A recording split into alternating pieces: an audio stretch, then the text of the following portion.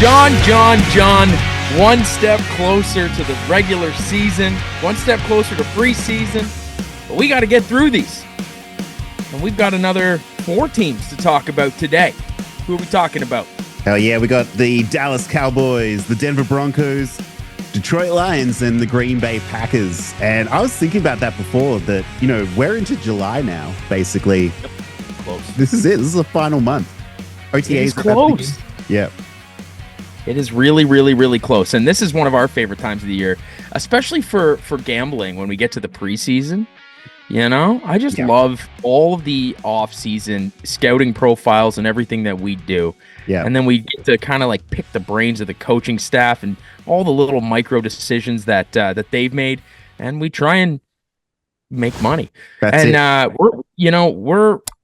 doing for this. We're doing one pick basically per team. Mm-hmm. For anybody watching, we're doing one pick per team, a futures pick, some form of a prop pick. You know me, I stay away from the win totals and all that. John's hell-bent on a couple Super Bowl futures, and I think he told me pre-show that there's one in this. And the other one. There was the Cleveland Browns. Cleveland Come Browns. on. If you go back and listen to that episode, that they're my pick to win the Super Bowl. You were nuts, man. You were nuts. Yeah. Okay, so we're gonna start first with the Dallas Cowboys, America's team.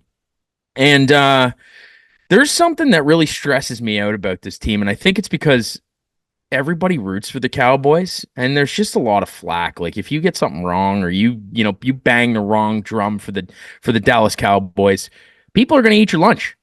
Yeah. So in this episode, I hope I don't offend anybody, but John's going to use some stats, and then hopefully the stats can do the decision making, and then nobody blames me. They just blame John and the stats. You know, okay, so for this team particular, I won't do this to you for other teams, but for the Dallas Cowboys, 2024, do you think that they go forwards or backwards? Oh, it's a big call.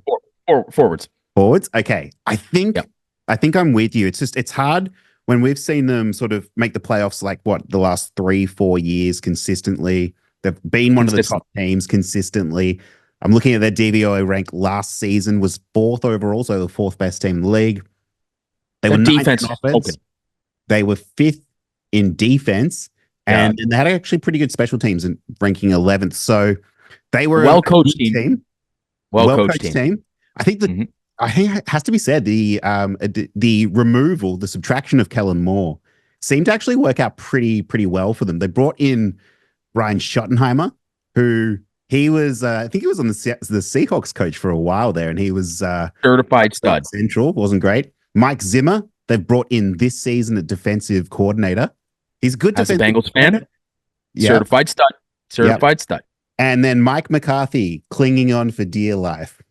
Come on, clinging on for dear life. That's a little bit of an overstatement. I mean, short of this entire coaching staff, basically being on the ropes, they're all on 1-year contracts. Yes. So at any given point, after this season, this whole team could just be nuked. Yeah. It's Super Bowl or bust for these guys, man. It's so wild. But is it? Is it? Yeah. You know, you think that that's going to happen? And like same thing with they didn't stop Dak. Yep, they're gonna need to do his contract at the end of the season. They're doing CeeDee Lamb now. And that'll match Justin Jefferson, whatever that's going to be. Then they've got to pay Micah Parsons. They've got DeMarcus Lawrence. They're going to restructure. They've got to work out if they're going to keep Trayvon Diggs as well. Has he been worth it? So how do you not keep Trayvon Diggs? How do you not keep? I don't think so. But I mean, short of that, like, okay, so you've got your pillars for this team that I think are deserving of contracts, which we'll start with Dak. I think Dak is definitely deserving of a contract. Like, I mean, do you really want to go to a spot where this team's going to have a winning record? So your draft pick, unless you trade up to go after the first, second, or third pick, if you're thinking about blowing this whole team up and you're thinking about not re-signing Dak after this year, you're like, how could you mortgage, the coming years by not securing yourself a quarterback that is a top? He was what? He was number 9 or number 7 of all quarterbacks. He was definitely a top 10 quarterback for sure. Yeah. He was a top 10. He was almost top 5. I mean, CeeDee Lamb, top 5 receiver as well. So, yeah. So, I mean, how, like, the teams that don't have quarterbacks, good quarterbacks, they'll tell you. Yeah. If you got one, holy shit, sign one. Like, don't let him go. And Dak's a dog. So, Dak's going to get paid at the end of the year. There's no doubt about it. From someone. Is, will it be for the Cowboys? Yeah, will it be the Cowboys paying him? Huh? If I said from someone. Yeah, from someone. So, and this is the other thing, and we talked about this last episode as well. There's not a lot of quarterback talent coming through the draft next year as well. So that's even more incentive to keep Dak on. That's right. Unless I don't know what other free agents are out there that you can go poach, but why would, you have a top 10 quarterback. Are you going to go poach another top 10 nah. It's and I think this whole thing is a rouge. I think it's a rouge, John. Okay. I don't think they're going to blow this team up. How? Well, they're going to have to, though. That's what I'm saying. They can't pay everyone. I get that you can't pay everyone, but I mean the coaching staff. Oh, okay. I got them all on 1-year contracts. You're going to install a new offense or new defense. This team, it's a good team. Yeah. Well, think about where do they sit within the division, though? I know we say it's a good team, and I'm saying Super Bowl or bust for them. So they can kind of coast through on the Commanders and the Giants. Like, think about last season, week 1. It was it Monday Night Football? And it was Cowboys, Giants. Cowboys won 40-0. Absolutely blew them out. Similar, they were competitive against the Commanders, but then it came to the Eagles. They beat them 33-13 in the later half of the year against the Eagles. Kicked the crap out of them. They lost the first game 28-23, and that's when the Eagles were still good, and then they fell off. So, I mean, depending on, we'll get to the Eagles as well, but depending on the division, this could be theirs for the taking. I think it is. There's no way that it's not. I don't know if people are still holding on to this pipe dream that the Philadelphia Eagles are massive Super Bowl contenders, but some people are. They are. Yeah. I mean, some people are also thinking that the Giants are Super Bowl contenders. So, I mean, those people, all the power to you. And I just don't, I don't see it. I don't see it. The only team that I see here is Dallas running away with this division. I mean, the Commanders are going to have a scary good year, I think, for what they are. But I think the Eagles will underwhelm, and I think the Cowboys will pretty much do what I think everybody thinks the Cowboys are going to do. So they're going to go ahead and they're going to win 11, 12 games. Yeah, but you say that. So, okay. You think they're going to have a losing record? Stepping back a little bit. No, but think about last year. Their losses last year. They came, week 3 against the Arizona Cardinals. And they were 14-point favorites going into that game. Lost it. Yeah, that was tough. That was a tough game. Then week 5, they go to San Francisco. They get absolutely smacked, 42-10. And they only scored a touchdown in the dying seconds of that game. Absolutely smacked. They lost to Philly. Okay, divisional final, let that go.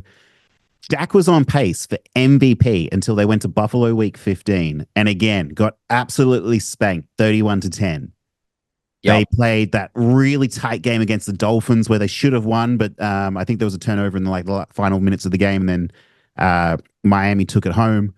And then that was their regular season, and then they got blown out at home against the Green Bay Packers in the wild card round, which they should have won. Yeah, I think that was the one that stings the most for everybody, right? Watching that was the 49ers, Buffalo, they got spanked by these teams. Defensively, it was defensively as well.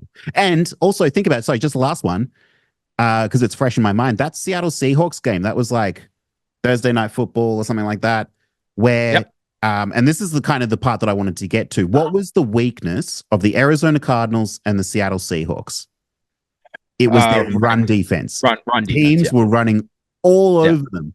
And what were the Cowboys' biggest challenges in those games against Arizona and against Seattle? Where they should have been able to run on them, but they couldn't because Tony Pollard was awful. Right. So this run game, that's what I'm saying. You need an elite run game to compete with the best teams. And they've brought back Zeke is their solution to that. Yeah, I don't think they plan on running the football. But they have to. That's what I'm saying. This is the thing. I know you have to. Core element. They've lost Tony Pollard now. Yes, but I mean that might actually be an upgrade. Like I think No, I hate to say man, he this, was but just injured. yeah, but I mean that's How's it is an he going to be upgrade? a So shell? Zeke, Rico Dowdle, Royce Freeman, Deuce Vaughn, Malik Davis. That's their running back Yeah, group at the moment. no, I get it. And you know what? They're an injury away from signing somebody, and seeing whatever else shakes out. Yeah. I would be really interested to see what happens with some free agent running backs within the first couple weeks Yeah. and little shaking and moving there. I think there's a couple that I have my eye on and like, Yeah. I'm not going to say them out loud, but because it's if you say it before the season starts, you'll get laughed at. But then like they come in and they're absolute monsters. No, But man, same. I need no, those I'm clicks. not. I need to make a headline. Get Come those on. clicks. I wouldn't be surprised if Cam Akers ends up Oh, I on the like that. Cowboys. That's a good Yeah. one. Yeah, I really Yeah, I wouldn't be surprised. Yeah. But Okay, as well. So it's CeeDee Lamb, it's Brandin Cooks, and then the drop off is steep. It's Jalen Tolbert, who was good. Kevontae Turpin, they're good, sort of more in special teams. They've lost. Michael Gallup is gone. And then it's just a bunch of guys who are going to be trying out. It's like Racy McMath, Jalen Cropper. I've never even heard of these guys. They drafted Ryan Flournoy. No, he must be an undrafted free agent. And then it tied up Jake Ferguson, Luke Schoonmaker are the two guys. Peyton Hendershot, who was a rookie last year in his second year. So tight end's actually good. Yeah, their tight end room is incredible. Like they're incredible. Yeah. Honestly, I think Zeke will do the trick between the 20s. Yeah. But I honestly think this is going to be more of a. If you think about the Chargers when the first year that they had Austin Eckler. Yeah. Do you remember how that team was built? Like that's how I Melvin think. Gordon was the guy. It was Keenan Allen, Mike Williams. Yeah, but it was you had Austin out in the flats quite a bit. You know, he was a lot of check and release. He was a satellite back then. Yeah, and so was Melvin.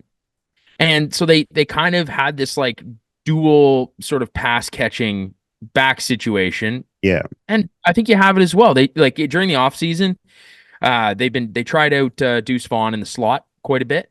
Yeah. And I don't know if that's going to continue through OTAs, but they were talking about trying to give him the ball with, 5 steps, Right. You've got basically a 5-step start. Yeah. And that's scary, man. If you've got a guy that can run like he can, and I know a lot of people are down on it because they were expecting either, it was kind of like, oh, this guy's too small, he's not going to do anything. But if he does, like, good for him, whatever. Yeah. But there was no real expectation. But then everybody also counted him out when he didn't get the appropriate playing time, or not just the appropriate playing time. He looked lost. Yeah. So that happens. But that happens, especially an undersized rookie. And you need to find your way on the field and slow down the game. Yeah. If he can make that jump, like if you watch his college tape, man, the guy's shifty. So if you can, he had more scrimmage yards than any other college player in his final year. Yeah, that's what I'm saying. So if you can find a way to utilize him in the pro level and get him the ball with 5 steps, 4 or 5 steps, that's yardage. That's yardage. And I think that's the plan. I think it's dink and dunk, quick passes, and then use the play action quite a bit. Wouldn't be surprised if Dak uses his legs a whole hell of a lot more this year off the play actions. And, he's on a contract. They're going to work him like a horse. Yeah. They're going to. They know they're going to have to pay him anyway. Yeah. And so why not just run him hard? I don't know, man. Like, from where they were last year, I just feel like they've kind of lost pieces. Like, I don't think, like, they had to move on from Tony Pollard. I get that because he's out of his rookie deal. I think he's going to be good on the Titans, though. And then, like, this offense is literally just going to be CeeDee Lamb, Brandin Cooks, Jake Ferguson, and Schoonmaker, and then Zeke just powering it up. And Zeke was good last year in spaces. He was good on a bad offense as well. So that's nice to see. But he's got his place. He's not busting out. He's not busting out for the 30-yarders anymore. No. Like the old Zeke's gone. Yeah. But this is the guy you need. You need your 3rd and 3. You can still run the football with Zeke on a 3rd and 3. Yep, and he'll definitely do that. I mean, I think CeeDee Lamb in the slot will also be there to pick up those third down Yep.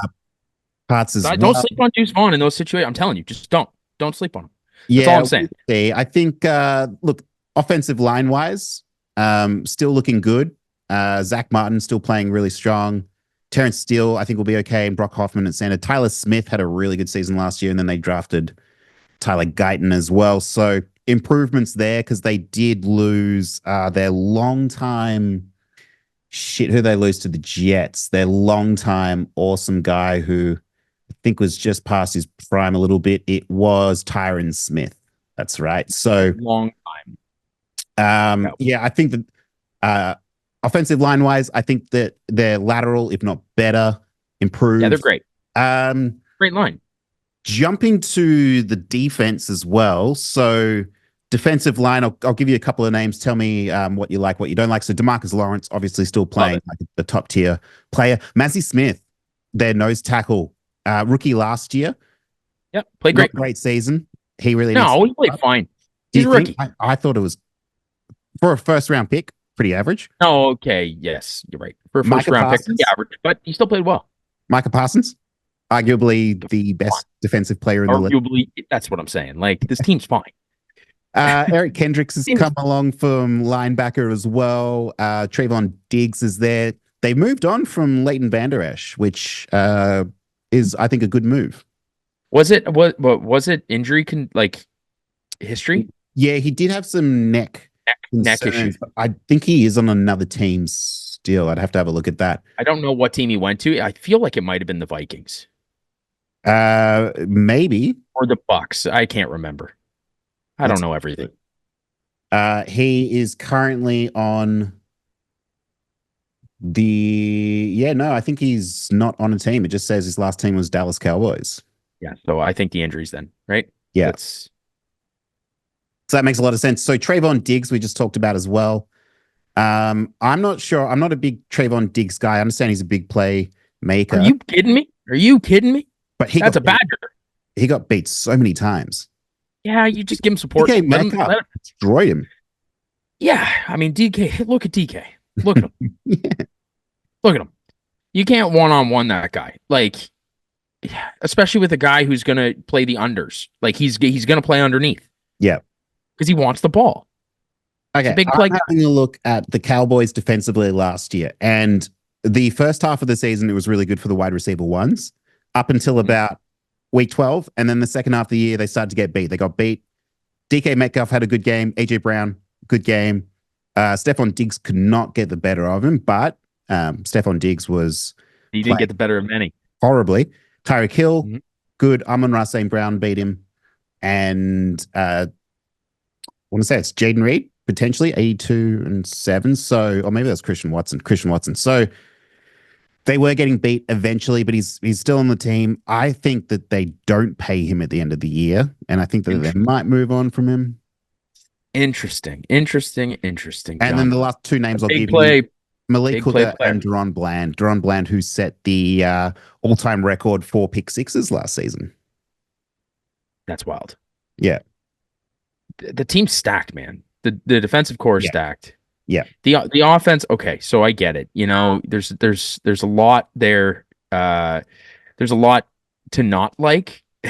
Yeah. Brandin Cooks being your number 2, who, my God, though. Can we just take a second though and just like the amount of disrespect that Brandin Cooks gets. Yeah. You know, this is a guy.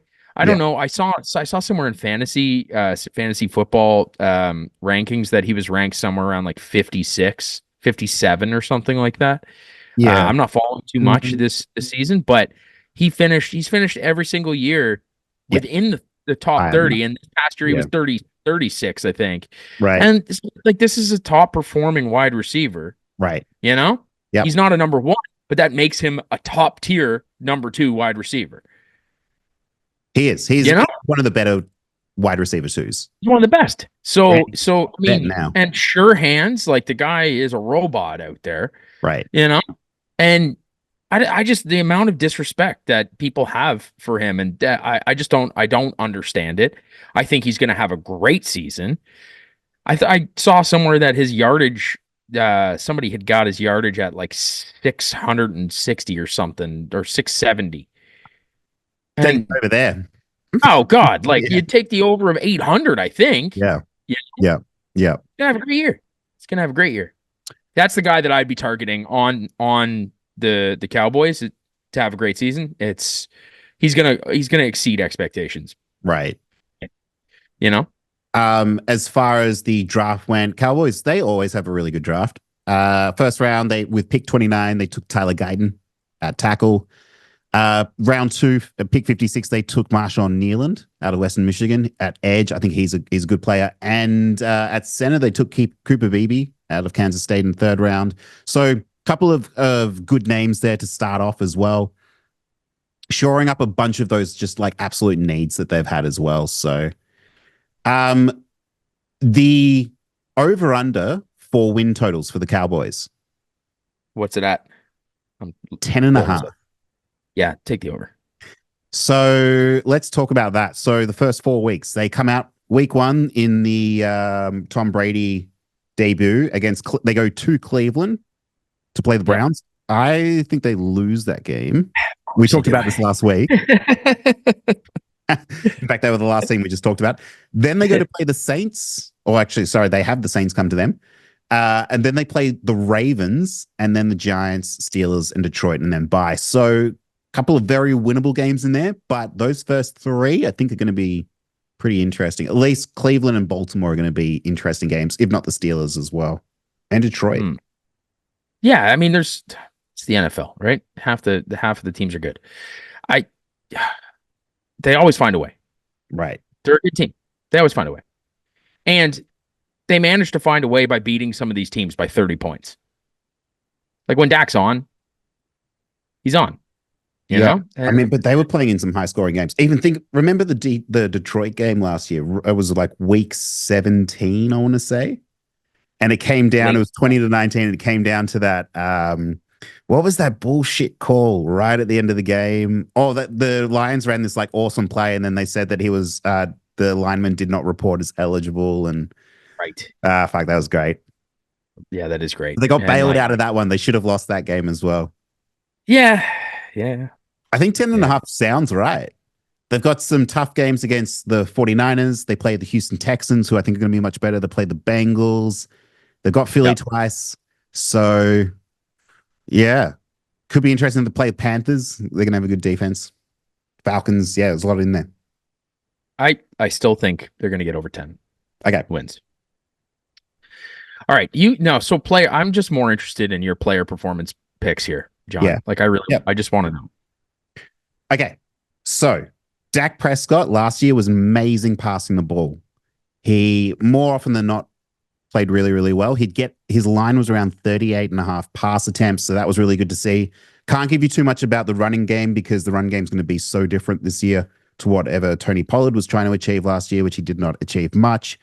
CeeDee Lamb was on a heater basically after the bye week. As far as receptions go, catches go, you know who low-key was actually really, really good as well, sneaky good, was Jake Ferguson. His line for receptions was around 3.5 every single week, and he had at least 3 catches every single week from week 7 on. So, yeah, I don't know what his receiving total is, but it's got to be somewhere around 400, and like that's to me, he's gonna kill that. Yeah. But who do you like? You got to take one. So this is tough. Because I don't know where I stand on the Cowboys. Passing the ball. See, I wonder what Dak's passing yards for the season is. Well, let me tell you. Or even passing touchdowns for the season. Can you bring that up for me, please? I can try. I don't know passing TDs.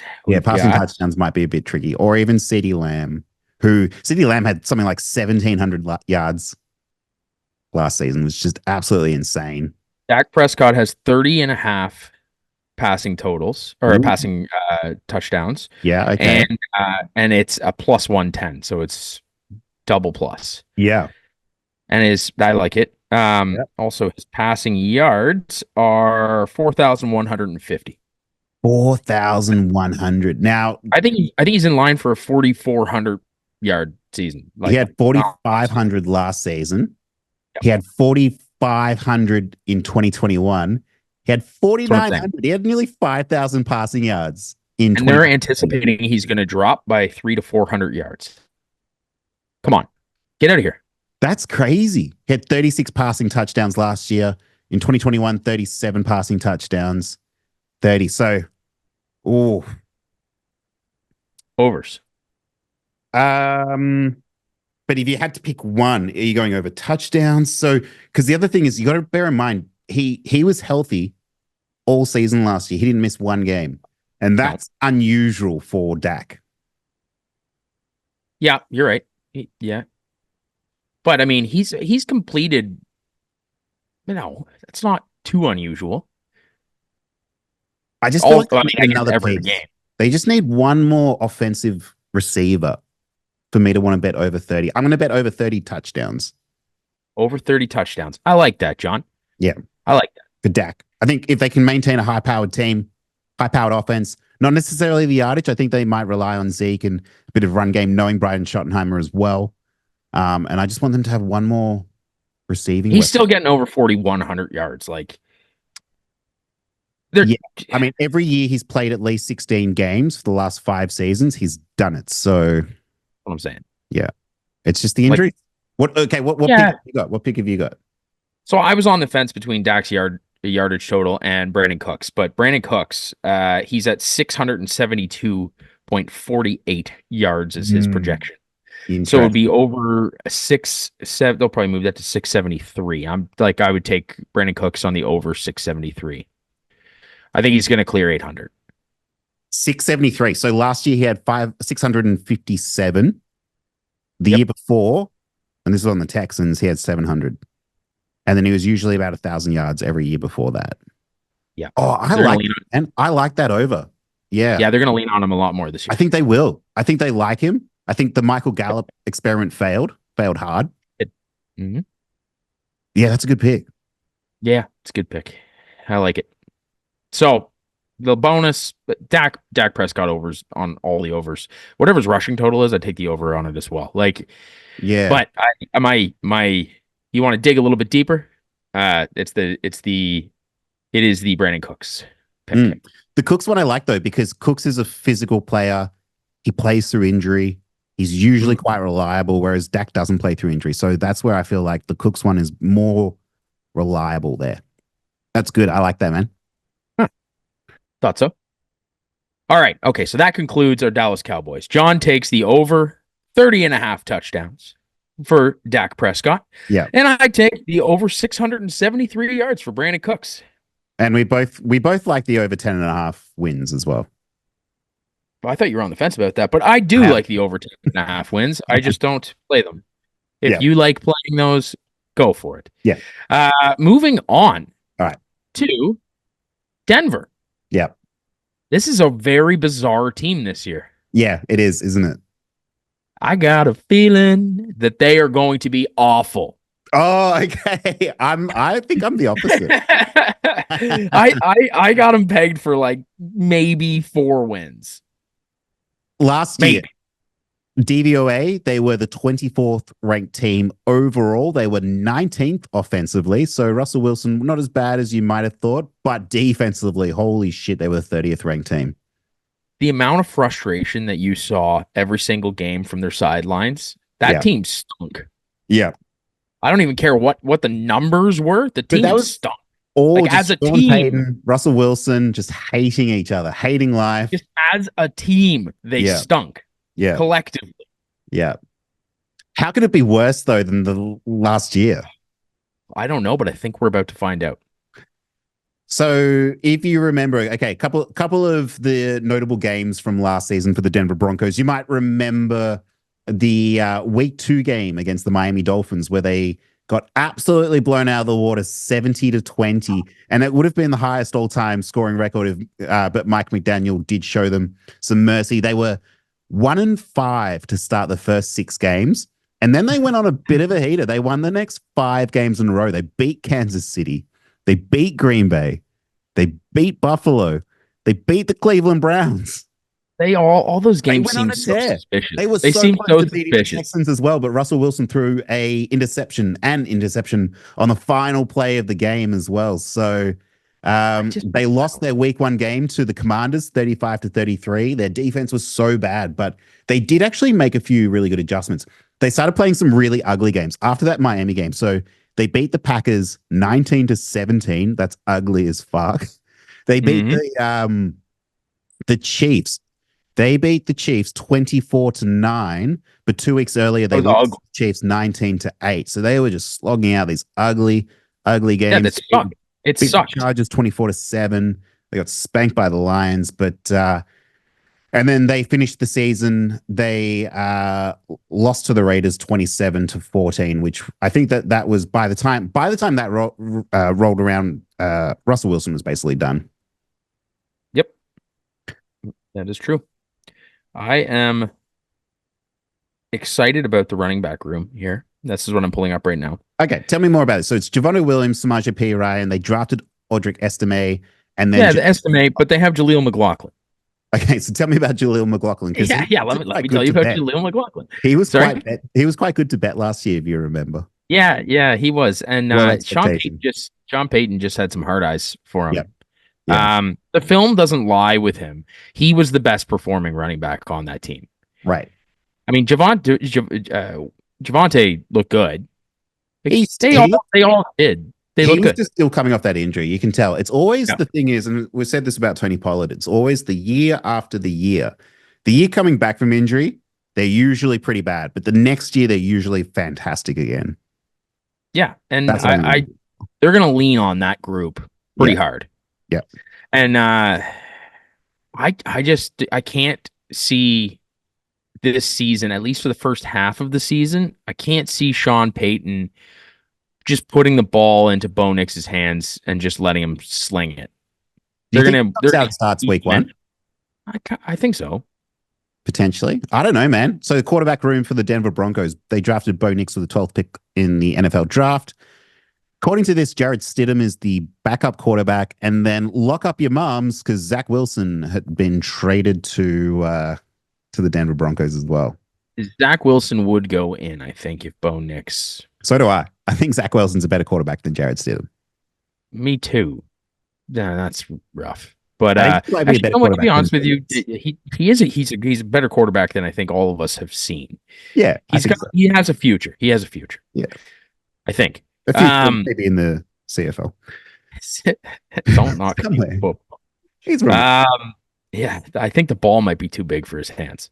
For those of you that don't know, Canadian football has a bigger football. Larger football. It's very tough to throw. I like Audric Estime pick as well.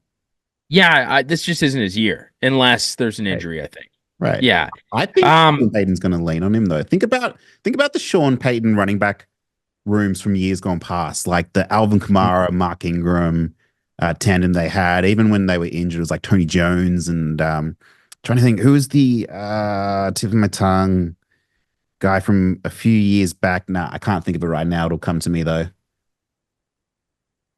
Like he loves having those two physical, fierce running backs at all times. Yep.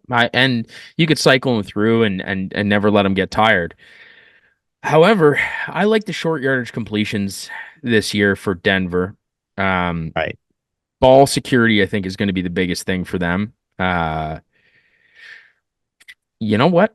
So Jaleel McLaughlin is at basically 100 receiving yards here. 100. Fourth on the depth chart. No, don't even listen to that. No, but like you think, like Sean Payton loves Samaje Perine last year in the passing game. You know what? I'm gonna go. He was cashing a few tickets for me last year, Samaje Perine. I'm gonna go here and I'm going to pull up on Sleeper. I just want to go see his previous performances. Yeah.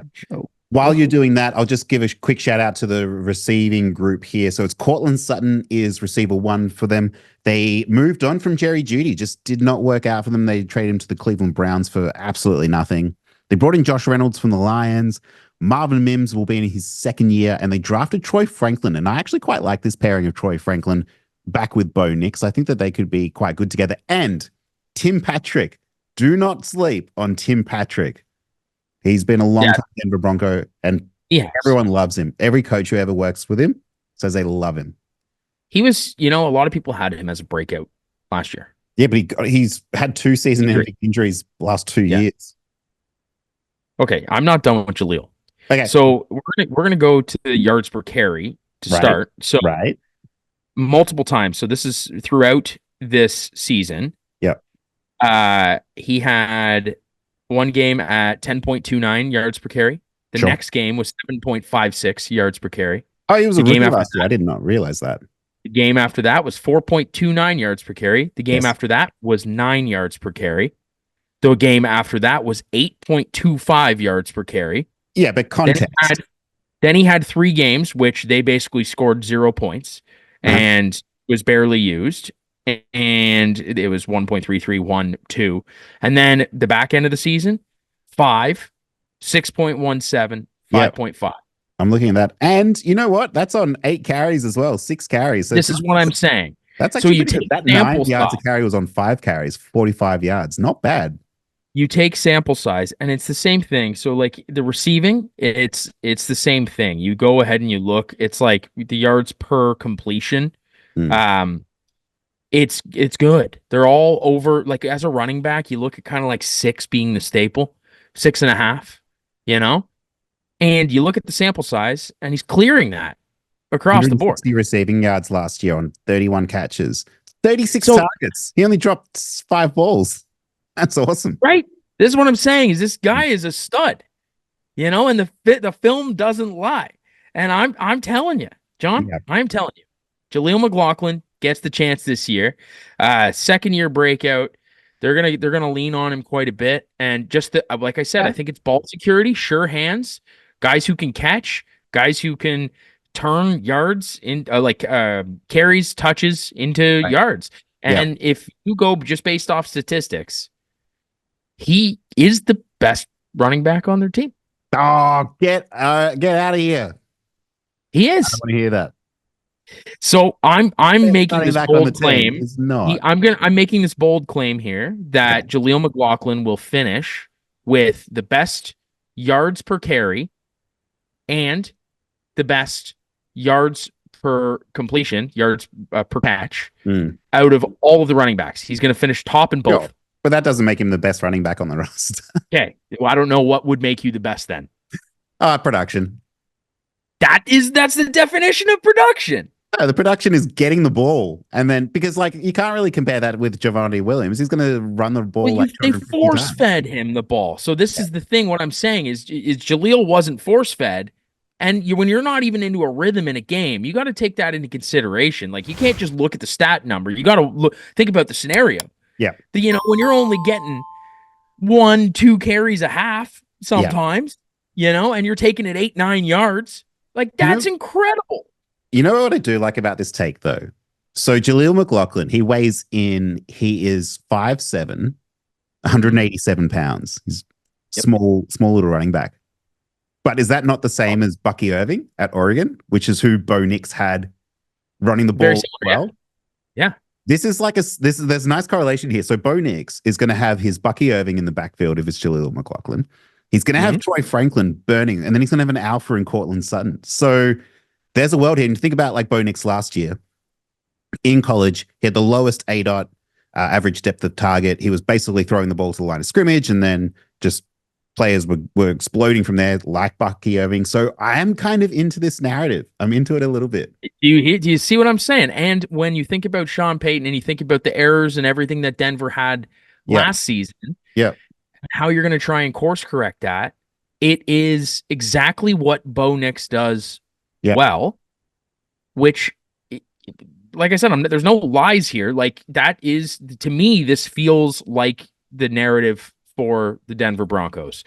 It's going to be established movement and yards after catch, not a lot of deep shots. I think like safe.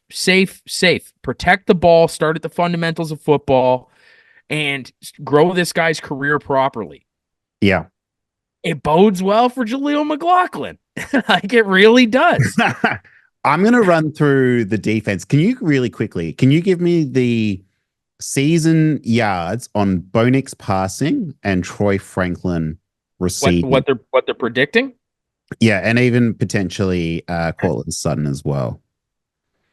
The tight end group, I know I just said defense, but the tight end group, Adam Troutman, one of Sean Payton's favorites, brought over from the Saints.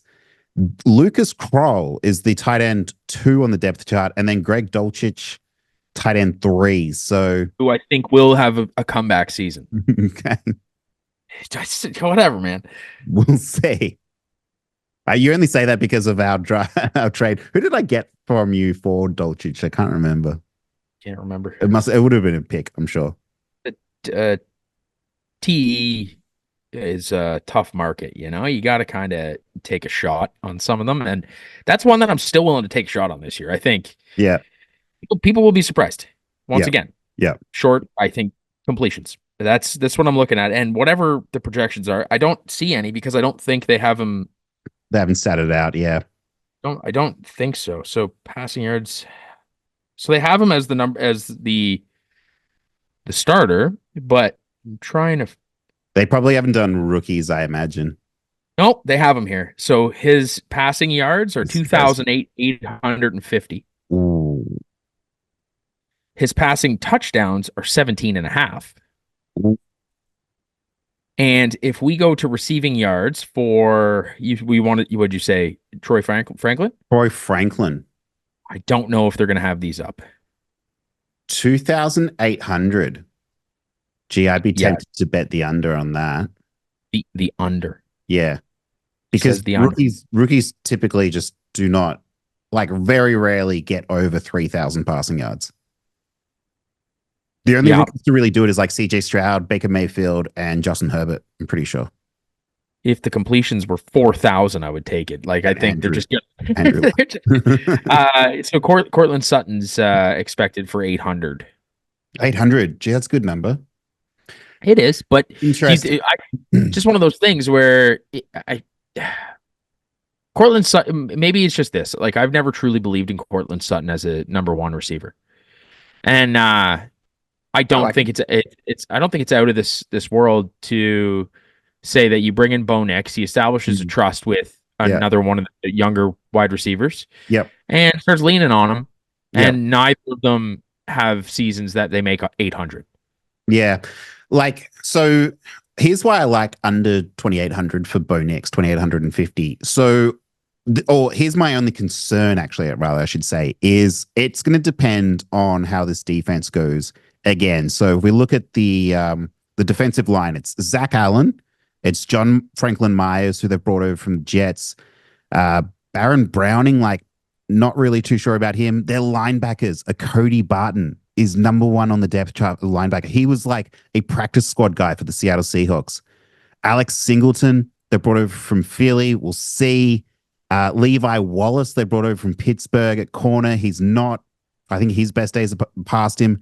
They really survived last year off of Jaquan McMillan was their rookie they drafted. I think he was an undrafted free agent, or maybe it was a 7th round pick, and he exploded. He had a really, really good season. And him alongside Patrick Surtain at corner, I do like those two. But the defense has got holes fucking all over the place. Oh, all over the place. I think they're gonna get destroyed this year. Yeah, and their draft was bad. They had a bad draft. Bo Nix at pick 12. Okay, they needed a quarterback. Sure, I get it. It's still not a great pick.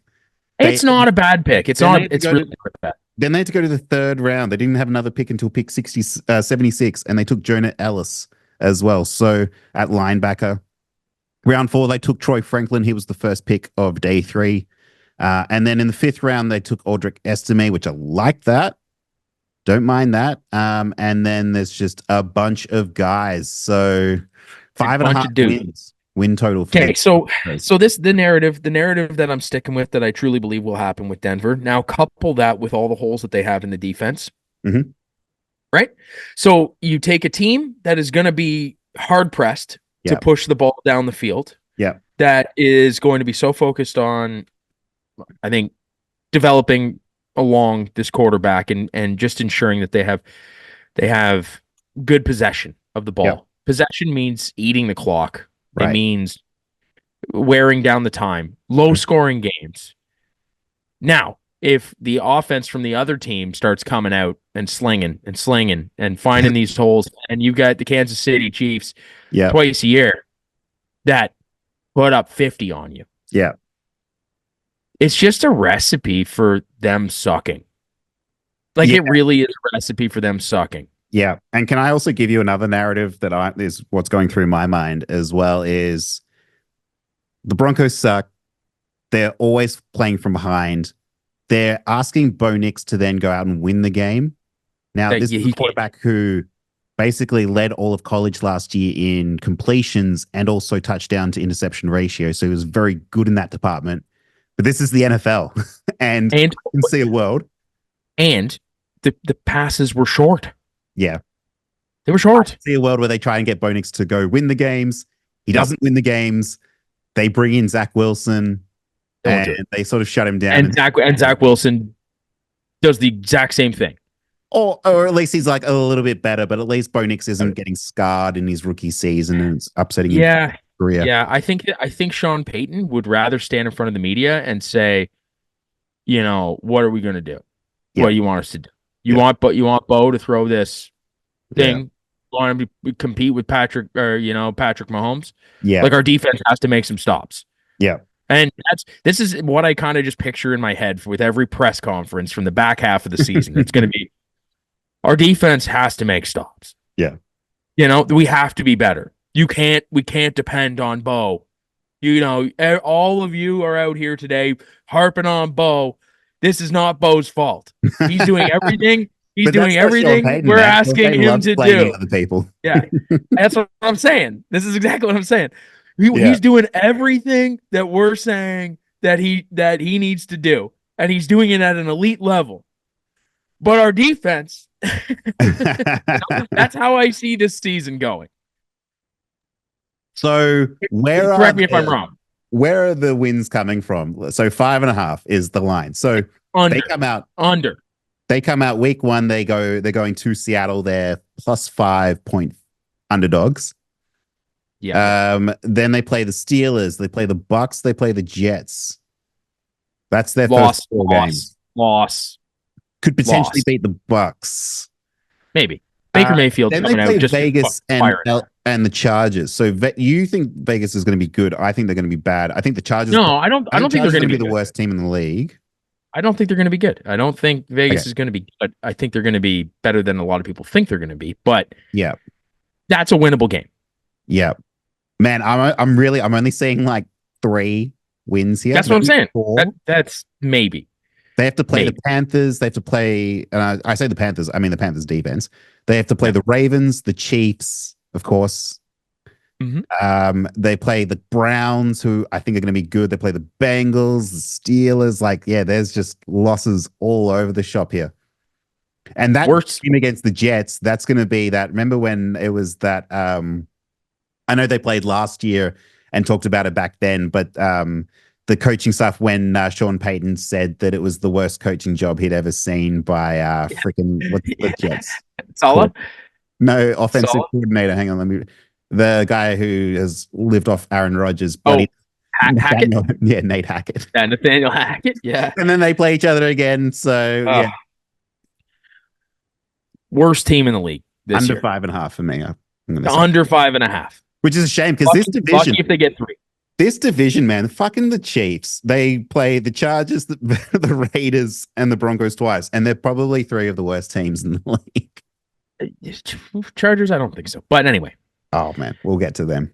We'll get to them eventually. But anyway, so there's the shining light here is my pick. I'm just taking Jaleel McLaughlin on all of his overs. I'm going to parlay them. Oh, wow. I'm going to take over his touchdowns, over his receiving total, over his rushing total. I don't know what the numbers are yet.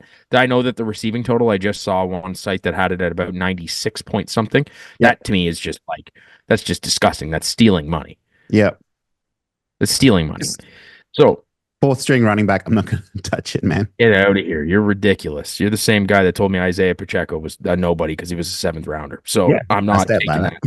Yeah, I'm not believing this. I'm gonna believe the footage, and I'm Yeah. gonna believe what my gut tells me here, and that's Jaleel McLaughlin, absolute friggin' stud, and he's the silver lining. And by next year, he's gonna be talked about as probably a pick in the top 30 Right. in fantasy football drafts. That is my prediction for the Denver Broncos. They That's suck. Their that's defense cool. is awful. They're going to win less than 5.5 games, and they're going to put up cumulatively in the entire season. I don't know. I can only see them scoring between 7 and 13 points a game, and I just have a feeling that Jaleel McLaughlin will be a good 1/3 of those points. All right, man. I salute it. Yeah, right on. Sometimes win. we got to take a bold take, but to me, this Yep. doesn't even feel bold. To me, this is just my eyes telling me what I'm saying. Dude, So if this hits, I'm fucking clipping the shit out of that. yeah, you better. Yeah. Yeah. Game 1. All right, I'm going Bo Nix under 2,800 passing yards. Okay, I respect that. I do respect that. Whatever his completion total is when that comes out, I would probably take the over on that. Yeah. Oh, yeah. Over on completions for sure. Under on passing yards. Yeah. Yeah. There was going to be a few throws that are going to be minus yards for Bo Nix this year. Yeah. Okay. Moving on. All right. So, much more interesting team now. way more interesting team to talk about here. This one actually gets me excited. That last team, that is like, you got to drag the bottom of the well to get something exciting. This team, however, is a very, very exciting team, and they won the hearts of the United States of America and Canadians. There were so many Canadians last year that moved from being a Buffalo Bills fan to being a Detroit Lions fan. Yep. I think it's incredible. This team has spent so many years being the absolute bottom of the basement pile of absolute horse shit of an organization. Yeah. And has become one of the most popular teams in all of football. How does that even happen? Sully. On the back of Kid Rock and Eminem. Yeah, that's right? But like on the back of Eminem. That's how. Yeah, ba with the ba, baby. Sully, mark my words. Okay. Come February 6th, or whenever it is, in New Orleans, in the Superdome, Detroit will be there. The Cleveland Browns will play the Detroit Lions. Oh my God. This is the whole world. Just everything's collided and collapsed. And this would be the biggest. That's how far they've gone.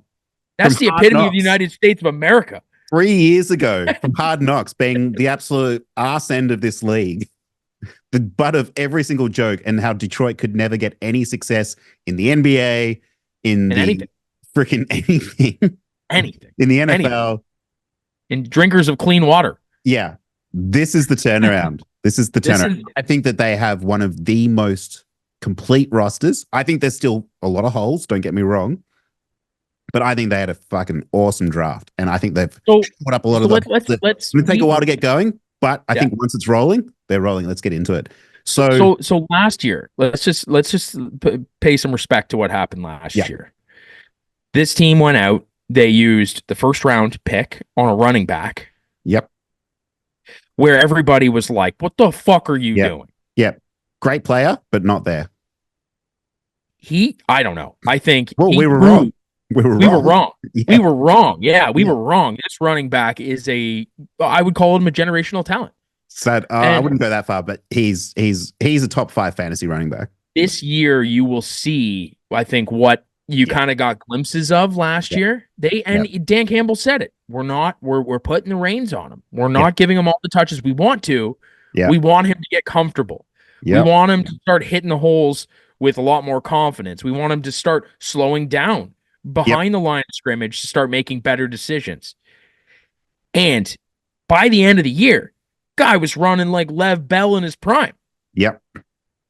He was insane. It was incredible to watch. He's going to have a fantastic season. So, number one. So, they killed it there. Then they draft a tight end where everyone was like, What are you doing? Like, we have holes on defense that we need to fill. You're drafting a goddamn tight end No, here. man, their Like, we're second good. pick was a freaking linebacker, and everyone It was was a losing. It linebacker. was Yeah. Jack Campbell, who, by the way, was one of the highest ranked linebackers in the league last year, according to They PFF. killed their, Definitely a they killed rookie. their draft. Well, was Laporta He's in the fucking fourth? insane.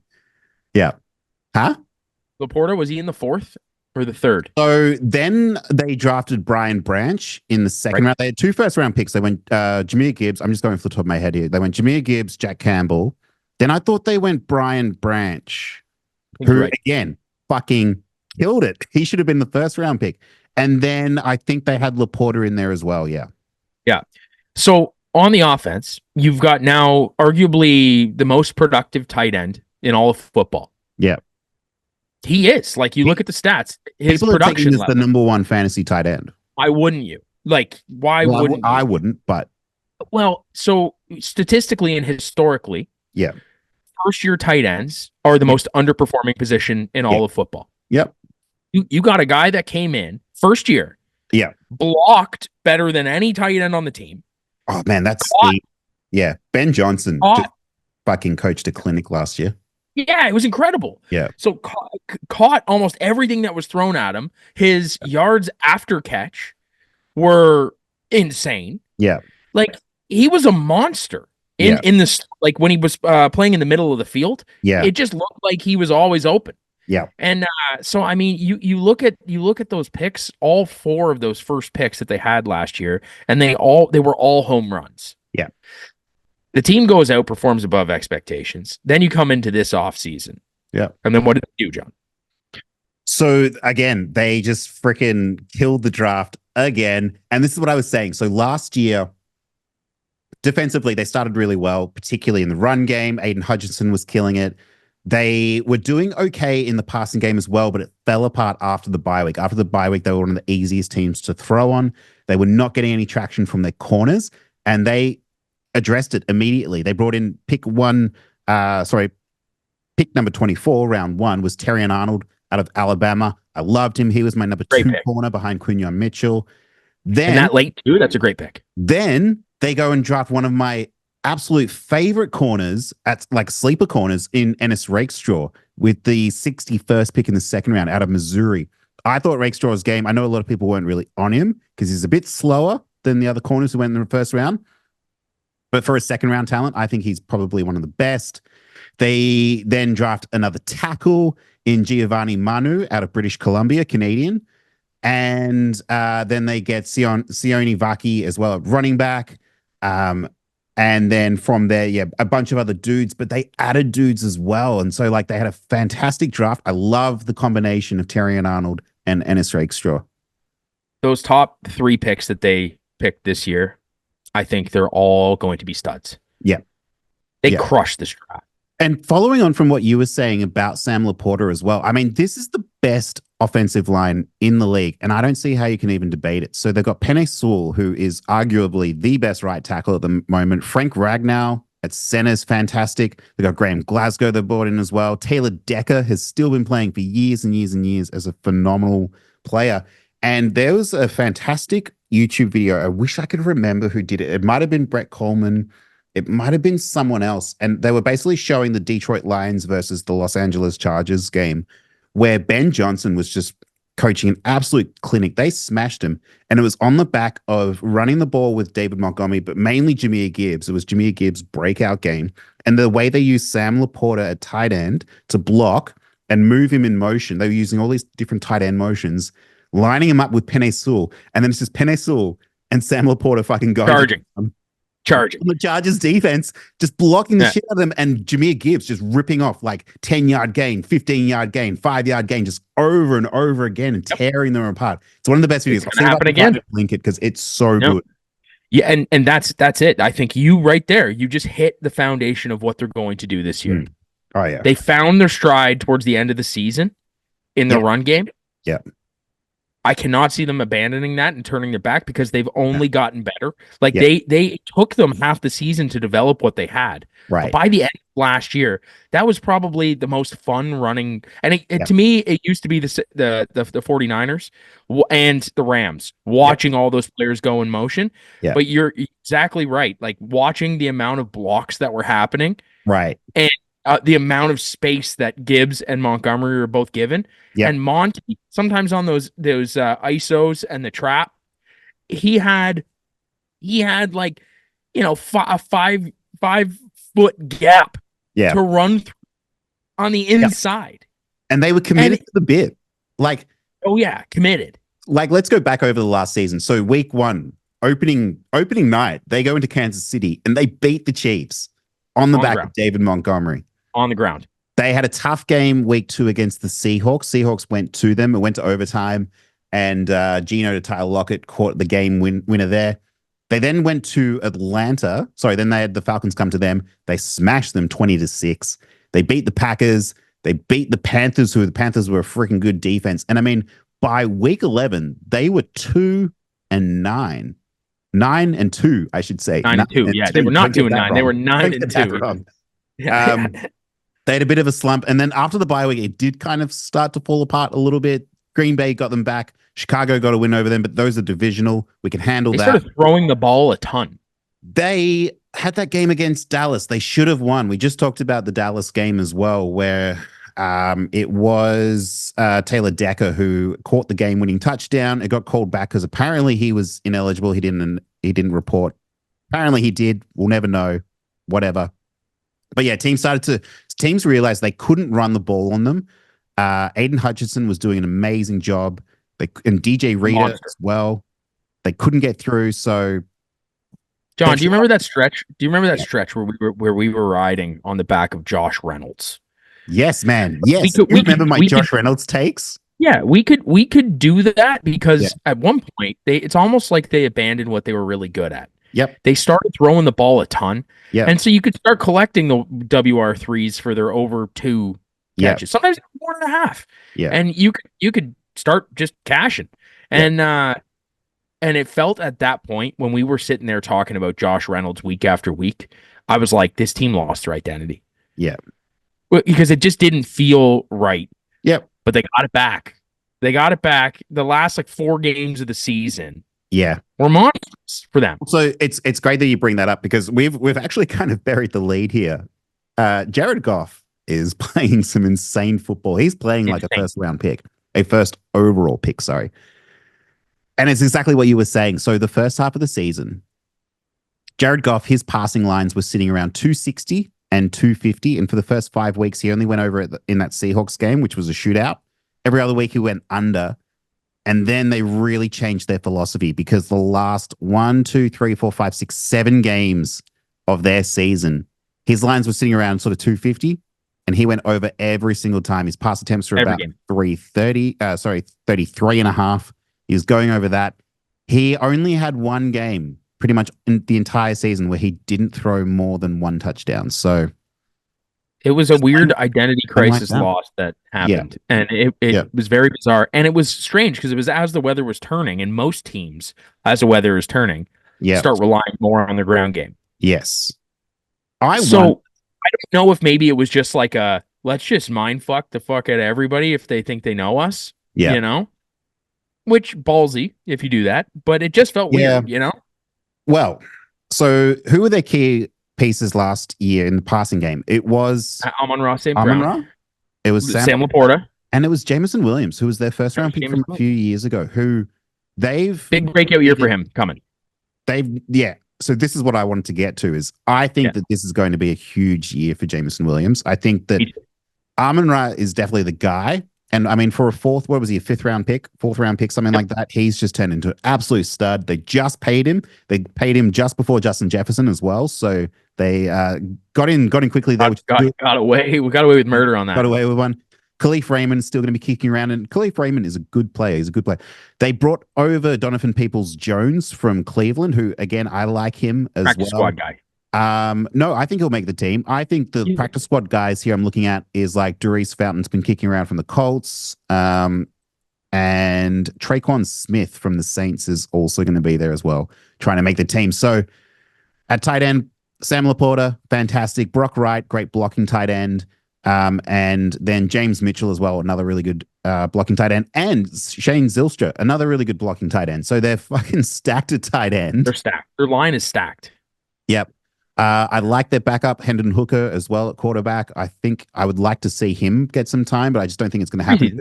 They drafted him on the basis that Jared Goff was not going to really amount to much. I don't think they're going to play Goff very much in the preseason. No. I don't think a lot of the starters. We'll get to the preseason. I was going to say, I can tell you, but no, we'll get to that. Anyway, so I think you and I are looking at the same thing. Well, I think when we look at the Lions here, we think the exact same way. And from last year to this year, same thing. How they ended that season last year was sad. You know, they were one fucking fluke, Brandon Ayuk, helmet, catch, interception, whatever. They deserved that game. That game. They deserved that game. They should have won. They should have won that game. I really wanted them to see. I wanted to see them win that game. Yeah, that's what I'm saying. It's not going to happen this time. This time, the ball's going to go in their favor. This team, for whatever reason, everybody's talking about Green Bay, and we're going to talk about Green Bay in a couple minutes here. But everybody's talking about them as being this like harrowing team from this division, and a lot of people have them going deep. Yeah. But how the hell could you even think about calling them better than the Lions? Like the Lions were and are, they've only improved. They haven't lost anything of value. So this team is only getting better. The same philosophy. Yeah. They're coming into training camp already knowing the playbooks inside and out. Yeah. Man, this is, to me, this is like the storm, the perfect storm here for the Lions. Yeah. This team they might finish top of the entire league this year. That's what I'm saying, man. It's going to be between them and the 49ers. I think the Packers will be there as well, though. And the Cowboys. I mean, we're basically talking about it on this show. I think it's the Cowboys, 49ers, it's the freaking Lions, it's the Packers. I think they're going to be the best ones. Yep. I mean, Packers are bland, but yeah, Lions, 100%. I think you could put some stock in this team winning this division. That is a futures bet that I would gladly take. Yeah. Gladly take. You put the farm on it. So their win total is 10.5. Love it. Break into that. So they will play Sunday Night Football week 1 against the Rams. That's going to be freaking insane. They've got the Rams coming to Detroit as well. That'll be an interesting game as well because there's a bit of controversy behind the Stafford's coming back to Detroit. There's blood there. Yeah. Then they play the Bucks. I think that should be a good game for them. Then they play the Cardinals and then they play the Seahawks. There's a going into their bye week 5. Yeah. And then they play the Cowboys after their bye week. So they're going to have a week to prepare for that game as well. And they're going to want blood for what happened last time as well. So they might start 0-1. They might start 0-1. But against the Rams? Yeah. You think they'll lose the Rams at home? Potentially, yeah. The Rams are sneaky good this year. No, they are not. I mean, that's the only one in there that I feel like there's a possibility that they lose. I think their first loss doesn't come until week 9, potentially week 8. So week 8 they play the Titans. They could lose that. Could you imagine 8-0? They play the Packers week 9. They could lose that, and then they play the Texans week 10. They could lose that as well. So there's a couple of losses in there, but man, it's wide open for them. It is wide open for them. This team is going to win 11 games easy. Yeah, I think so. Can you give me the season total for Jameson Williams is the way that I want to play this season, I think. Or actually, can you give me Jahmyr Gibbs as well on the rushing or receiving? And I'm putting you under the pump now because I was also going to say David Montgomery is kind of I don't expect David Montgomery to go away anytime soon. Jahmyr Gibbs, they got him for 1,085 rushing yards. Fuck, that's a lot. They got his receiving yards at 430. Oh, 4.35. that's also a lot. 430.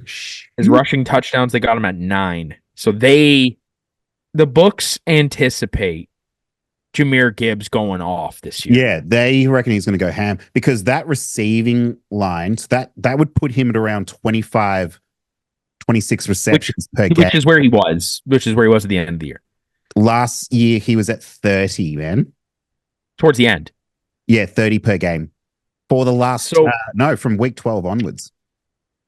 And so David Montgomery, so to put this into perspective. Yeah, Monty. What's Monty?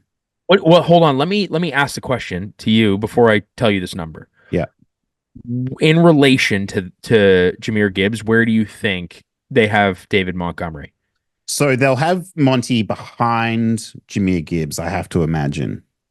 Okay. Because they can't both be rushing for 1,000 yards, surely.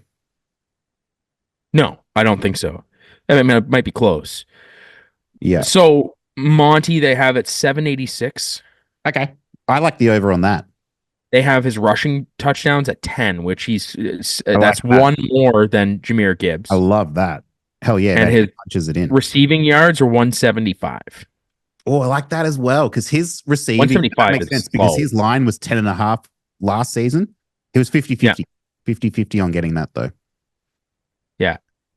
So we put him clean at that spot, at which I like the rushing yards at 786. Yeah, I love that. And he's just have a couple games where he gets 150. Last one was Jameson Williams. What's his receiving? Let me tell you. Because these are the three that I'm going to look at. I think this is going to be a high-powered offense. I think they're going to be throwing the ball a ton. I think they're going to be still running the ball a ton and blocking really well. So they've got the rest of the year 738 for receiving yards. Oh, that's pretty high. 4.5 receiving touchdowns. 738. It seems high. Jameson Williams in his rookie season, I mean, he was suspended. Mm-hmm. He had one catch for 41 yards. In his second season, so in the season just gone, he had 24 receptions for 354 yards. And they want to more than double that. I mean, he probably will. But are you going to bet that? No. Yeah. Okay. I'm going to have to stay away from that. This team is going to run the fucking football this year. Yeah. I think I'm with the Monty over. Monty, 786. Yeah. Give me Monty. He's going to hit 800. No problem. Yeah. And I think like Lions released over the offseason safety Tracy Walker, cornerback Cam Sutton, and they didn't trade for anyone. So I think you're right. Like this is largely the same team. Improved, healthier. They've got a great schedule. They got a great offensive line. An amazing offensive line. This team is going to punish. A great division. Minnesota's not going to be too good. Chicago, I think, will take a while to get going. Packers will be the Packers. But, I was just saying, like, so week 2, 3, and 4, even week 1, the Rams had a bad rushing defense. All 4 of these teams had a really bad rushing defense last year. Rams, Bucks, Cardinals, Seahawks. They're going to be running the ball a ton through the first 4 weeks. So I reckon get them while you can now. Because come week 6, week 7 after the bye week, those lines for Jahmyr Gibbs and David Montgomery, they're going to be really, really high. They are going to be really high. I think every game. So Monty, it felt safe when he was at like 55 yards every single game. Yeah. So what's the math on that? So the 55 by 17? By 17.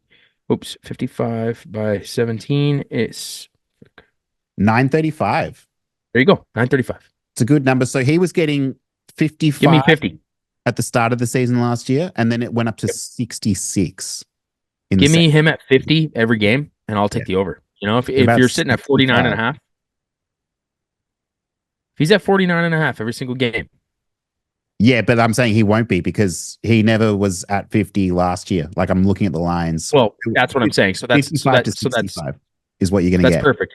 If we're taking the futures bet right now for him at 800 yards or 786 or whatever the hell that was. Yeah. For taking him on the over, that's basically saying, well, I mean, let's just do the math. I don't know, man. This is tough because I'm looking at Jahmyr Gibbs last year from week 3 through to week 16. He went over his rushing line every single week, and it was at about 30. Every week. 7.5 was around about where it was, and he was going over. Well, they got him for a K, right? So it's Yeah. almost 1,100 yards. So Yeah. Monty at this stat needs 46.23 yards a game Right. to break that over. Yeah. 46. He's gonna have a couple games where he gets 150 yards. You know that, right? Yeah. He's gonna have a couple games where he maybe gets 40, but like it's interesting because his line is going to be around 55. So, but that doesn't make sense. So I guess that they're thinking it's going to be a bit of a Jameer Gibbs. They're looking at a changing of the guard. Yeah. Yeah, they are. I don't think that's going to happen. I don't think it's going to happen either. I think it's going to be 50-50. I think both running backs are going to get 12 to 13 carries a game. Okay. That's honestly, I think if they're not running the ball 25 to 30 times a game, yeah, that's it won't even make sense. Like they're going to run the ball 30 times a game. So that's your pick? Oh yeah, I'm taking Monty over 7. Rushing. So we're both for some reason I thought coming into this, I thought it was going to be the other way around. I thought Gibbs was going to be close to 800. I like Gibbs over 800. I don't like him. He's at 1,100. It's too much. I think his scrimmage yards will be like 1,300, 1,400. He'll go off in the passing game. No, it'll be more than that because they have him at 400 and something receiving. Yeah, so it'll be like 14 to 15. That would be 1,600 then. Yeah, but I don't think the majority of that is going to be in the rushing. I think it's going to be potentially the receiving. Yeah. I think he's gonna have 4 catches a game. I think is going to be his target. They'll probably have him sitting at 3.5 to 4 most games. Yeah, but Monty's the value here. Just the disrespect on that 786, like that 46 yards a game for Monty in a system that favors him between the 20s. Yeah. Last one before we move on, can you just quickly give me Jared Goff on his passing yards? Because I'm interested in this because he had a really good passing season last year. 4,500 last year, 4,400 the year before that, 32 in his first year in Detroit, but back in LA, 46 and 4,600 again. At 4,050 for the passing yards. And passing yards at 4,050. Yeah, he's going over. Probably going to go over. Yeah. And the passing touchdowns, he's got at 25.5. It's tough. That's a tough one. The reason that I say that's a tough one is 20 foot. Nah. Monty punches it in. Monty's getting his 10 touchdowns this year. Yeah. Jared Goff Jahmyr Gibbs will probably get his 9. I see Jameson Williams getting 7. Yeah. I see Amon-Ra getting 11. You know what's interesting about that line? It's 4,000, right? 4,050 is he has gone over that every single year for the last 6 years, other than his first year in Detroit. So Vegas is seeing exactly what I'm telling you, though. Yeah, they understand that the key to this team succeeding and going deep is running the football. Yeah, that is exactly what it's saying, right? So, especially when you got 2 running backs that are close to 1,000 yards. Yeah. So, but that doesn't mean that Goff's just going to be an absolute plug. The guy's still going to throw probably 230, 240 a game. I think so. They're going to be in some close games. Again, I know I talked up Terrion Arnold and NX Regstraw, but they're still rookies. They're going to take a while to get going. So, 230 times 17 is 3,910. Right. Oof. But his line sits around 260. It does, but I don't know. Something tells me 230, 240 a game. Maybe. That's just my gut. My gut's telling me 230, 240 a game. Yeah. Man, I'm bullish. I'm saying that this is the Super Bowl team from the NFC. Yeah, I think it's just going to come on the favor of the ground. Yeah. Oh, okay. So what's your pick? That's well, I mean, I talked you into Monty rushing, I think. I like Jared Goff over 4,000 passing yards for sure. Okay. Yeah. Okay, so there it is. So you got Jared Goff over 4,050. I mean, especially they've got Jameson Williams at like 700, 800, whatever they have. Well, he's the one that they think is going to basically... Amon-Ra's going to be around 1,100. And where's Laporta? I just saw another site that had Monty at 860. Okay. And Jahmyr Gibbs at 900. Okay. See, that's more what I'm feeling, more what I'm talking about.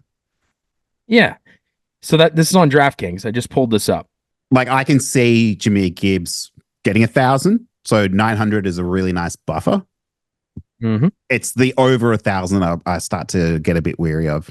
Yeah, Jahmyr Gibbs, I got him at 900. So it's beautiful. That's a great number. I'll take that. And I'm still not off mine. I'm still not off mine. Okay. So we're both going over rushing for the running backs. I'm going over 900 for Jahmyr Gibbs. You're going over 7. No, it's 8. So it's 800. Let's call it 800 because that's in the middle between the two sites that I just saw. Yeah. And it'll probably go up as the off season goes on. Yep. Yeah. Okay. So here we go. John, our very last team that we're talking about right now is a team that you very much like other people that I hear on the internet. Yeah. Love. I'm bullish. Absolutely love. You're bullish on them. I am on the fence. I don't see what everybody else sees, apparently. Yeah. This is, I'm no stranger to this situation. Yeah. However, I still don't see it, and I think that's why Jordan Love doesn't have a new contract right now. Oh, okay. All right. We are talking about the Green Bay Packers. Tell me your thoughts on what happened last year, John. They were unsuspecting, and this is why I want to ask you about that, because I thought it was pretty clear-cut Jordan Love's game. I thought what more could he have done for you to say, all right, yeah, now I'll give him the contract he deserves? Do not get me wrong. I love Jordan Love. I think he's a great quarterback. I think he showed us what he can do in 8 games. In his first season, he threw for 4,159 yards and 32 touchdowns. How I feel about this. You can't call it his first season. You can call it his first season starting. Yeah, but you can't call it his first season. That's his first He's season. had time. He has had a lot of time to develop. Yeah. It's great. I don't think you're wrong about Jordan Love. The contract comment comes to do with, I don't know if the Packers organization has seen enough of sustainability in his game to warrant paying him a market contract. Really? But man, he took them all the way to the divisional round. They nearly beat the 49ers as well. You know what a market contract is right now, though. Right. You're either getting an absurd amount of money guaranteed. Yeah. Or a long contract. Yeah, but we just had this discussion about Dak Prescott. To me, it's the same thing. Dak has done it year over year. You're not going to be able to draft a new quarterback through the draft. You're signing him. But I think Green Bay is obviously not hoping that they have a bad year. Yeah. If they happen to have a bad year, all of a sudden, that contract negotiation probably drops like at least 2 seasons on the guarantee. So it gets them off. If they have a bad year, though, it's not going to be because of Jordan Love. No, but you can blame some of that on him, right? Like that. What I'm saying is, I think it'll be. They have a great. So the market contract that he's looking for right now is going to be somewhere in the ballpark of what, 7 years, 8 years? No, it'll be 5. So the contract everyone's getting at the moment, it's the one that Joe Burrow got. It's the one that Trevor Lawrence just got. It's So 5 years. It's like 5 years, $225 million. Right. It's about $55 million a year. And a year. I guaranteed. I don't know that it's guaranteed. It is, but it's around there. But I think Jordan Love is worth that. You're probably not wrong.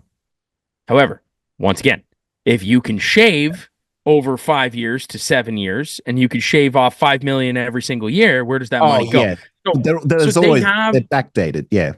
Yeah, they have an opportunity right now to gamble, and if he has a rougher year, they have more reason to not sign him to that market contract. Now, if he performs, you sign him to the market contract. It's a good thing what they're doing, and they're not signing him. However, this team scares the hell out of me when it comes to consistency. Like, I didn't see it on the field. I didn't see a team that every single week I felt really confident saying, sure, this team's going to show up and win. Sure. They surprised me a whole hell of a lot of times. Yeah. But even in those games, it still didn't really feel confident. Like it came down to the final quarter, and I was like, I don't know what's going to happen here. You know, but lots of games come it's down not like the Lions. Like it's not like the Lions though. Yeah, but okay, so they got off to a really slow start, the Packers. If you look weeks 1 through till 8, they were 2 and 5. Really bad start of the season, and they were not covering. Maybe left a bad taste in my mouth. Then a lot of things changed for them. They then covered the spread basically for the rest of the season. So they had a bad game against the Giants. Do you remember that Monday night primetime doubleheader? It was like awful. Titans and Dolphins and Giants and Packers. It was the worst. That was the worst primetime schedule. And then the Giants won, and no one saw that coming. They lost to the Bucs. That's a bad loss. And they lost to the Panthers. So they had 3 losses in a row and was sort of starting to fall apart. But for the most part, they were winning a lot of those games. Over the back half of the season, they went like 6-3. They made it all the way to the divisional round. They had to play the 49ers. So I think Jordan Love was playing phenomenal football. And this is, I think, the holes for the Packers are at receiver. Like, they've got 5 talented receivers. What are you talking about? They've got 5 guys. Wouldn't you rather? Okay, let's compare Joe Burrow, who we're talking about. Let's like making the same amount of money. Okay, he has Jamar Chase, T. Higgins. He's just had Tyler Boyd, and now he has Jermaine Burton. Not too bad. Let's look at Trevor Lawrence. Trevor Lawrence has been playing with Calvin Ridley. He's been playing with Christian Kirk has been fairly good. Evan Ingram has been a great tight end for them. And now they've Zay Jones. It was not that good. Think about the best receiving. And then Jordan Love has to play with Jaden Reed, who, by the way, was a rookie last season, who just happened to have a fantastic season. Now, he was really, really good, of course. And he was really great this year at North Carolina as well when he played with Drake May. But Romeo Doubs I think he's just whatever. He's just a guy. He's a guy. And I think Christian Watson is just insanely... Your hate for Christian Watson blows my mind. Insanely overrated. He's insanely overrated. Wouldn't you rather have Devontae Adams at his prime throwing the ball to? Kidding me? Of course, yes. Get Jordan Love, a fucking alpha receiver. Dak Prescott has CeeDee Lamb and Brandin Cooks and, Jake Ferguson. This is part of the charm, though, of what the Packers are doing. The Packers, when they go into 5 wide, they have a whole bunch of wide receiver 2.5s. They're not wide receiver 3s. They're not wide receiver 2s. They are, it's a whole room of a bunch of guys. Dontavian, they're all really good guys, though. Yeah, he was their most explosive player. You are right. He was the most, statistically, he was the most explosive player. But Bo Melton was catching, but he was like a Seattle Seahawks practice squad guy. They took him, and he went off for 130 yards. Can you imagine if that was like Jalen Waddle? Come on. No, right. No, of course. Look, don't get me wrong. And I think they're teaching a brand of receivers over there that is very possession oriented. And I think that does stem from Aaron Rodgers when he was there and what Jordan Love has learned from Aaron Rodgers. Some of those back shoulder throws at the sidelines, running up and getting Romeo Doubs. This is where he puts on a clinic, 6 yards to the out and just, and they're quick. There was a game last year where he caught 4 on the final drive that were all just down the field, same thing over and over again. But when you can do that and you can do it with success, there's nothing wrong with that. Yep. You've got guys that are good at their respective position for what they're being asked to do. And I like that. I hate it for fantasy purposes. I hate it for stat purposes. But you can't say that it's a bad room. They just know their assignments really well. That's a good receiving core for what they're trying to do. But we're talking about winning. Put a number 1 out there. Sure. Go get them. Get them. Why didn't they get Jerry Jeudy? He was available for nothing. A lot. Steve Smith would say that Jerry Judy's just a guy too, though. But what I'm saying here is that they've got some really good players playing their positions well. What they're being asked to do. And that's more than can be said about half the league, So that I honestly think that that's one of their biggest strengths as a team is that they have a wide receiver room that knows their job. And I mean, hey, like I said, I hate it for trying to pick which one is going to do what each game. I do. I fucking hate it. Hmm. But I do think it's a strength. And I think it's something that is an asset for Jordan Love when he knows that a guy is going to be doing a certain thing on a play and he does it every single time. That's all you can ask for. Smart receivers. So, I mean, yes, okay, go get AJ Brown, put him on the team, and it would make a big difference, right? Go get Tyreek Hill, it would make a big difference. But we would be talking about them like they're Super Bowl bound. Would we? Yeah, well, they got to the divisional last year. I think if any, I don't see them taking a step back. I see them going forward. I don't know if they're going to go forward. I think they're going to probably stay the same. I don't know. There's something there. There's something there that I just don't like, and I don't know what it is yet. And maybe, I don't know, maybe it's just me being me. But there is something there that I don't like, that I don't feel confident in every single game. And I think it stems from the defensive side. But I also, I don't know. I don't trust them to go down the field and score at will.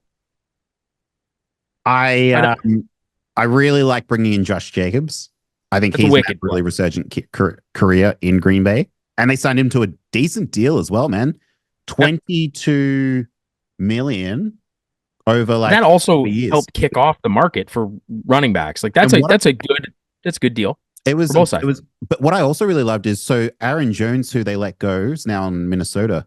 He got exactly the same contract. He got $22 million over 4 years. That's Jacobs crazy. He's a much better running back. He's also 3 years younger than Aaron Jones. Another I think it was a great management of contracts by the Packers.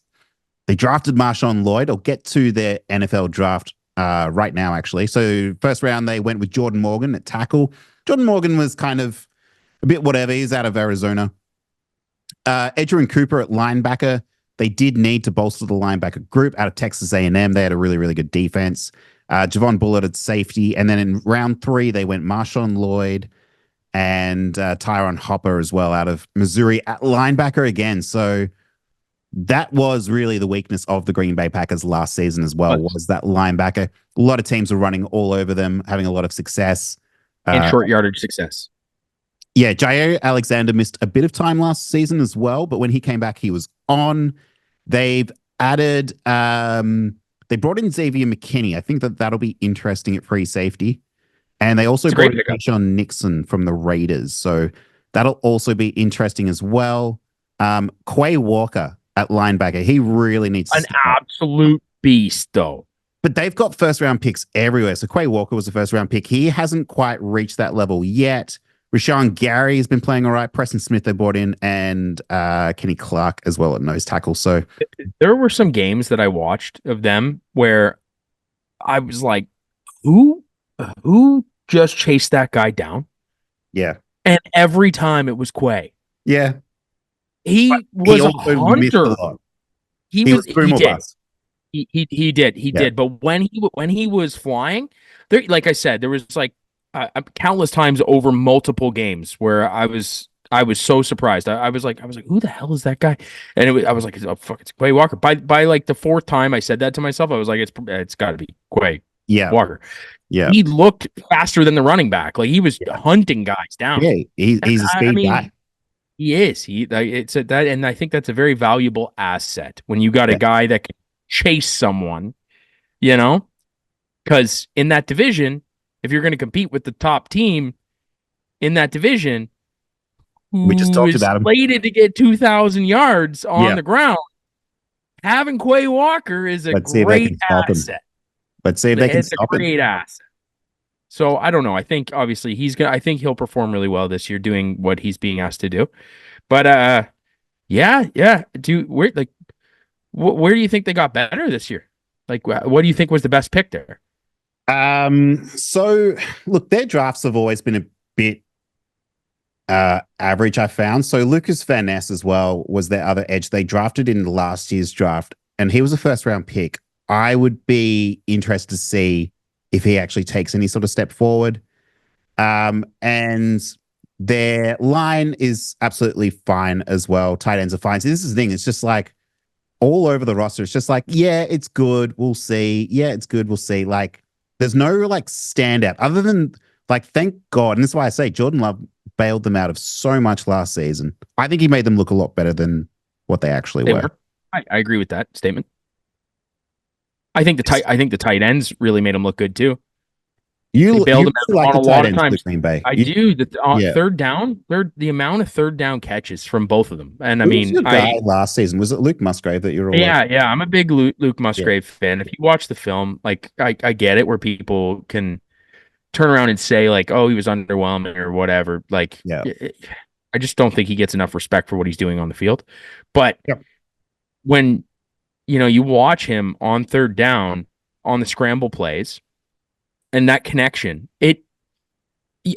dare I say, it is the young development of what you watch in Kansas City. Yeah. It's a young development of that.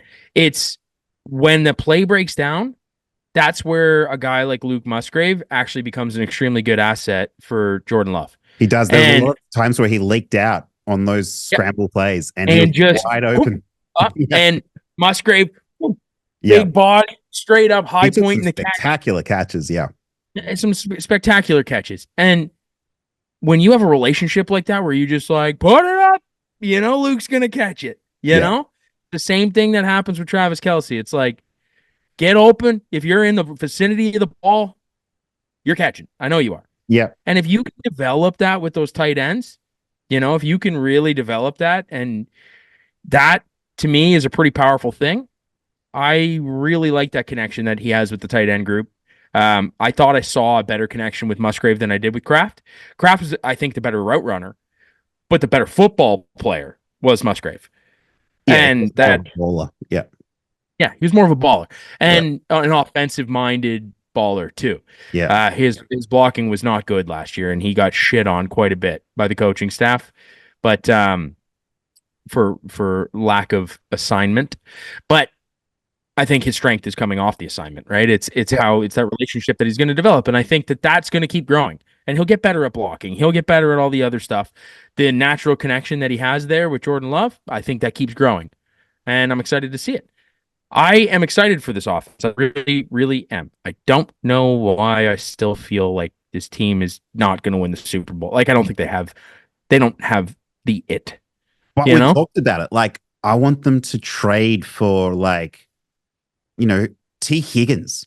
Bring in T. Higgins from the Bengals. That'd be a great pick. Completely changes the entire dynamic of this offense. Maybe for the worse, though. Nah, man. T. Higgins, Jaden Reed. You've got Christian Watson as like your Z guy burning down the field. I reckon that's where it's at. Dontavian Wicks in the slot.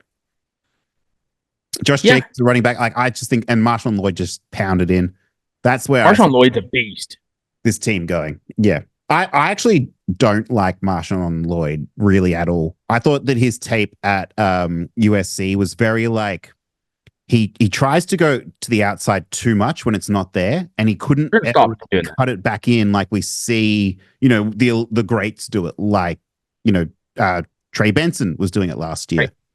We talk about Bijan Robinson in the Atlanta Falcons bit, like these elite level of speed. Yeah, Marshawn Lloyd is just kind of like. He tries to hit a hole. He takes a gamble.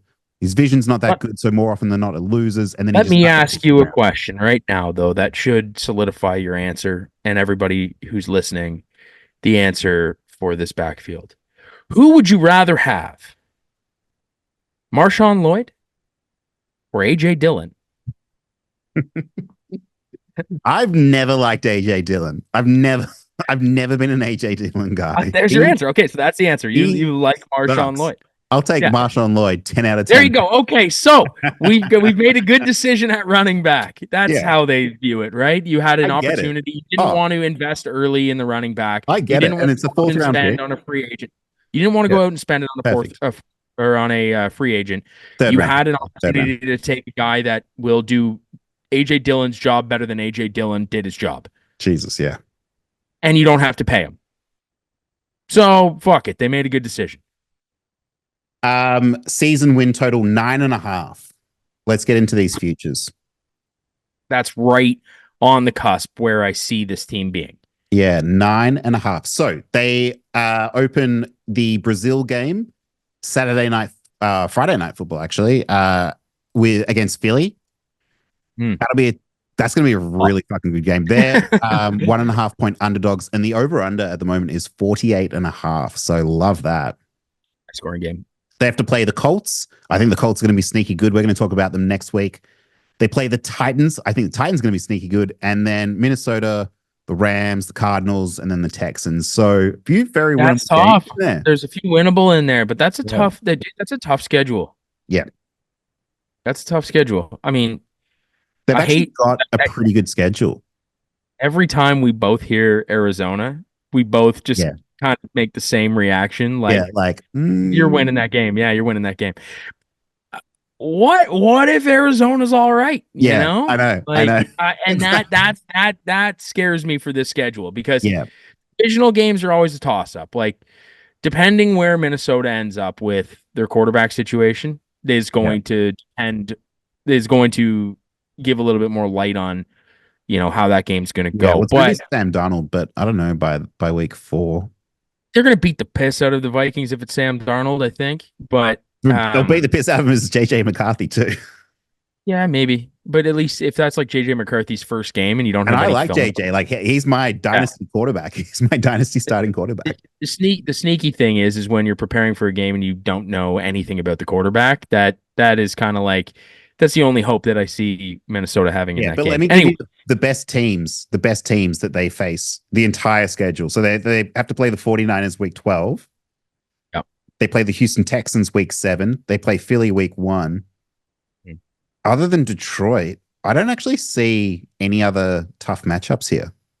So if you're giving me 9.5 as the over-under for the wins, you're saying you see five losses potentially there.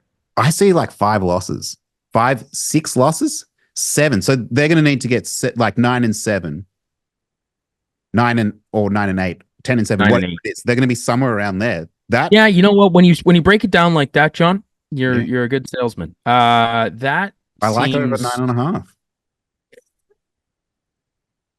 Yeah, me too. I like over 9. Like the Rams, don't you? They could. Yeah, they're sneaky good for me. I think that the Rams are going to have 10 wins this year, 11 maybe. Okay, but anyway, so we're not talking about the Rams. But that's going to be a tough game for the Packers. Yeah. So I'm going to be breaking down the Brazil game as well coming up soon so we'll talk about that. But as far as futures picks go, what are we looking at here? I like Jordan Love for passing. Mm-hmm. I like Josh Jacobs for rushing. Okay. I like Jaden Reed as well. I would be interested to see what Jaden Reed's lines are, though. So let me pull it up. Jordan Love passing, Josh Jacobs rushing, Jaden Reed receiving. Jordan Love for his passing is, I had it and then I left the screen. Now it's making me scroll. 3,900. Beautiful. Actually, that might be sneaky bad. Might be sneaky bad. Yeah. They've gone to 3,900 because they're trying to sell it as not 4,000, if that makes sense. Touchdowns are 27.5. Okay, so he had 4,100 last year and he had 32 touchdowns and he had a really slow start as well. Now, fuck that. Give me over 3,900 passing yards for Jordan Love. What was the Josh Jacobs and the Jaden Reed? I'll let you know the Jaden Reeds. Jaden Reed is 848.91. Okay, he had 800 last year. And his receiving touchdowns are 6. And he had 8 receiving touchdowns last year. That's interesting. I don't like either of those just because I'm concerned about Christian Watson. I'd be concerned about Dobbs as well. We're going to go ahead and look for the running back. Josh Jacobs, 950.5 yards. That's a lot. I'd be more interested in seeing his touchdowns, and if it is under 10, I will take it. 950 is a lot. It is. You don't think Marshawn Lloyd's going to be punching it 7.5 touchdowns for Josh Jacobs. Okay. I see multiple games where Josh Jacobs gets 2 touchdowns in them. Yeah, man. Well, he plays the Seahawks. He plays the Cardinals. So there's your 2 games. There it is. Give me the over 7.5 touchdowns. All right. Give me over 3,900 passing for Jordan Love. I think this is going to be a great year for him. I think he's going to get right. I hope you're right. I really hope you're right. 3,900 sounds about right for me. I support your pick, John. I support it. Thank you. Support my Josh Jacobs pick. I do like it. 7.5 is a nice line for rushing. For rushing. Yeah, I do. I do because they've got a fairly favorable rushing schedule, and I think he's going to be. I think he's going to be like rejuvenated in a new offense on a good team finally as well. Yep. Marshawn Lloyd will take 4 yardage stuff. Like Jordan Love's not rushing those 2 yard. Like if you're running the ball. Yeah. I can see Marshawn Lloyd having the Tank Bigsby year last year where everyone thinks Tank Bigsby is going to be this guy that comes in and takes touches away from Travis Etienne, and he actually just ends up not being very good at all. Next year. Not the first year. Yeah. Next year. Yeah. But I also think later in the season, you'll probably see that when Josh Jacobs starts getting fatigue. Yeah. They're going to really want to come out and start strong and try and win as many games.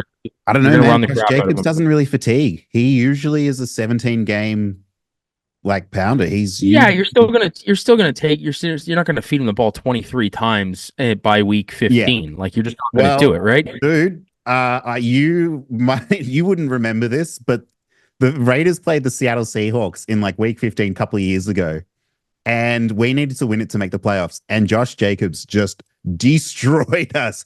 Ran for 30 times for 190. I need to find this game because that line was just, it was like league winning. And I mean, we already knew that the Seahawks defense was really bad. Fuck, which game was it? Was it last year? No, it was the year before.